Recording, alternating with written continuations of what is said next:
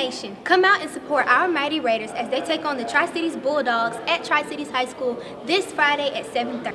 All Next Gen Artist participants, please don't forget that we have a session today during third block. So make sure that you go to your third block period teacher first to achieve all of your assignments, and then go to Ms. Somerville's classroom, which is room 2204.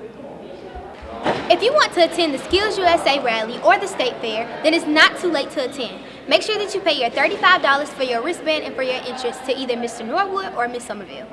What the health is going on, Mace faculty? To find out, join Coach Frost at 4 o'clock on Thursday in the back parking lot. Don't forget your water and your towel, and come prepared to burn off all the calories and stress from the day.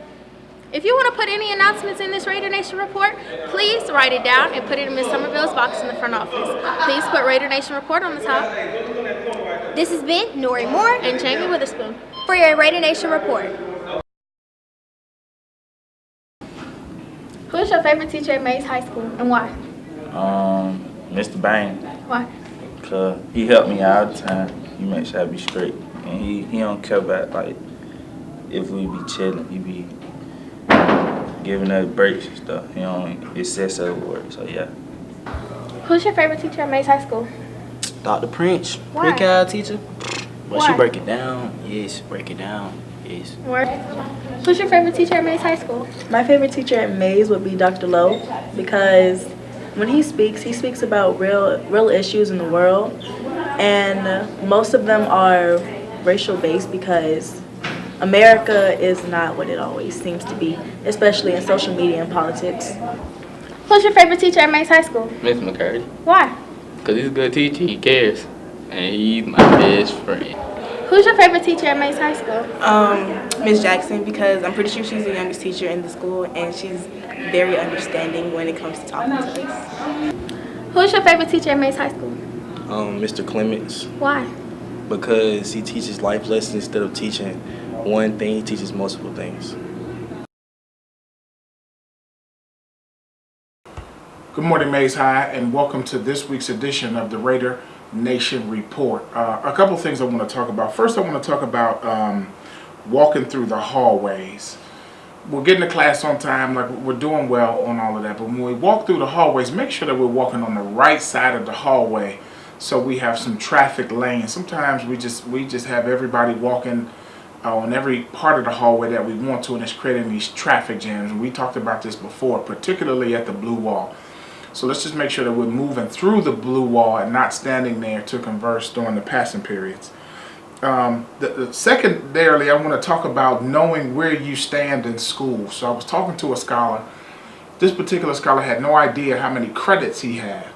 And so it was quite alarming to me that you go to school to pass classes to accrue credits, but then you don't know how many credits you have. And so I want to make sure that you are well aware of your current grades, like how well you're doing in class is a measure of how well you do school. And so if you don't know what your grades are, you don't know how well you do school. So make sure you know your grades.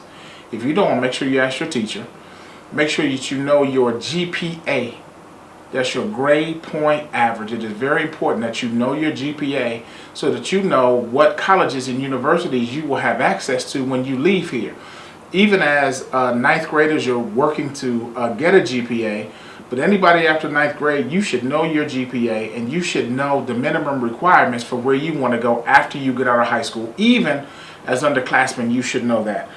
And lastly, make sure you know how many credits you have. I was talking to another young man, and he told me that he was a junior. That could mean one of two things. You could be a junior because you've been in high school for 3 years, or you could be in high school for 3 years and still be classified as a freshman. Just because you're in school for 3 years does not make you a junior or an 11th grader if you don't have the number of credits that qualifies you to be in 11th grade. So make sure that you know how many credits you have. Grades, credits, and your GPA. And lastly, in closing, I want to leave you with a quote from our school namesake, Benjamin Elijah Mays. It must be borne in mind that the tragedy of life does not lie in not reaching your goal. The tragedy in life lies in not having a goal to reach. So my rhetorical question to you is, what are your goals? What are your goals for today? What are your goals for this semester? What are your goals for this school year? What are your goals for when you graduate from high school? What are your goals from when you graduate from college? And if you want to be career ready, what are your career goals when you graduate from high school?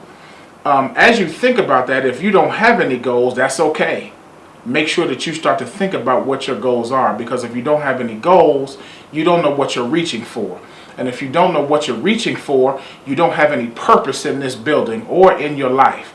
And if you don't have any purpose, that allows you to be 2, 3, 4, 5 minutes late to class, and you don't have any repercussions on changing your behavior because you don't have any goals. So you don't know what you're missing out on. So make sure today, before you leave your homeroom, that you either reiterate to yourself what your goals are, write them down and look at them often, or if you don't have any goals, make sure that you establish some goals in your life. Have a wonderful day, Maysai.